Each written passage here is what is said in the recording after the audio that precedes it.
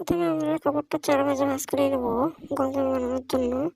তারপরে আমরা লম্বার মাপটা নিয়ে নেব। আমাদের লম্বা হচ্ছে 46 ইঞ্চি। তাই জন্য আমরা প্রথমে 1 ইঞ্চি দাগ দেবো মার্কশিট দিয়ে। তারপরে আমরা 46 ইঞ্চি লম্বা আমরা আরও 1 ইঞ্চি যোগ করে 47 ইঞ্চি লম্বার আমাদের সেলাই সহ দাগ দেবো। তারপর আমরা ঘাড়ির দাগ দেবো 14 ইঞ্চি দিয়ে নিচে আমরা মহড়ার জন্য 7 ইঞ্চি নেব। নেওয়ার পরে আমরা একটু নিচে আমাদের বডি অনুযায়ী দাগ দিয়ে দেবো কোমরের জন্য। আমাদের বডি হচ্ছে 48 ইঞ্চি। তাই জন্য আমরা দুটো মার্ক দাগ দিয়ে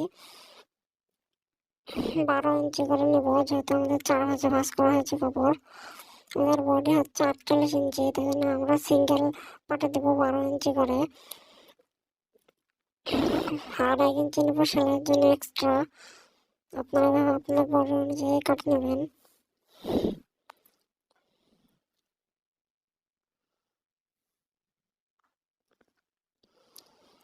আমাদের মাপ দেওয়া দাগ দেওয়া হয়ে গেলে আমরা শেপ কাট দিয়ে সুন্দর করে শেপ দাগ দিয়ে নিব।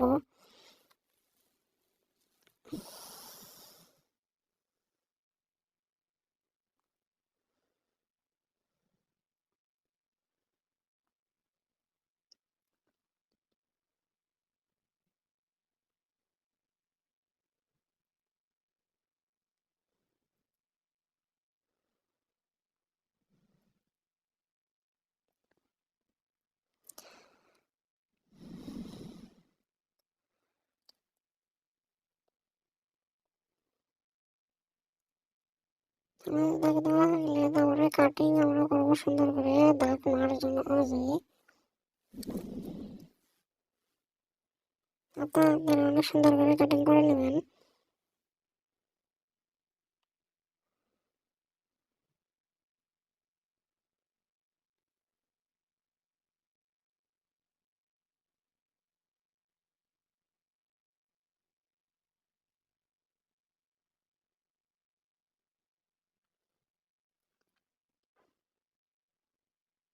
কাটা প্রায় আমাদের শেষের দিক।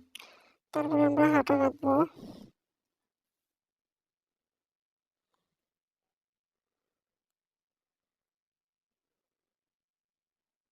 আমাদের একটু কাপড় একটু ঘেরটা একটু বড় নেওয়ার জন্য আমাদের নিচে একটু জয়েন দেওয়া লাগতেছে। আপনাদের কাপড় বেশি করে নেবেন।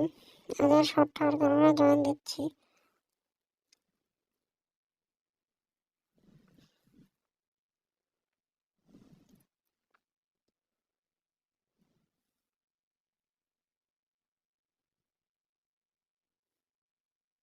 এবার আমরা হাতা কাটবো। আমাদের হাতার লম্বা হচ্ছে 18 ইঞ্চি আর মুখ হচ্ছে 12 ইঞ্চি। আমরা কাপড়টি 2 ভাগে ভাঁজ করে নিয়ে 4 ভাঁজে ভাঁজ করবো। করার পরে প্রথমে আমাদের লম্বাটি দিয়ে দেবো 2.5 ইঞ্চি সেলাইয়ের জন্য এক্সট্রা নিয়ে নেবো। আমাদের লম্বা হচ্ছে মোট 18 ইঞ্চি, 1 ইঞ্চি এক্সট্রা নেবো। আর হাতার মুখ হচ্ছে 12 ইঞ্চি। আপনাদের লম্বা অনুযায়ী মাপ দিয়ে নেবেন।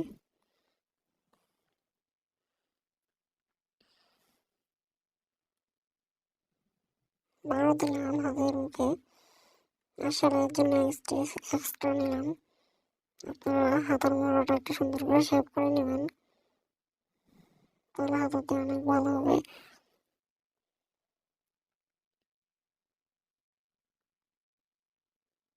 আমাদের কাটা প্রায় শেষ। আমাদের কাটা শেষ হলো, আমাদের গোল জামাটি কাটা শেষ হলো।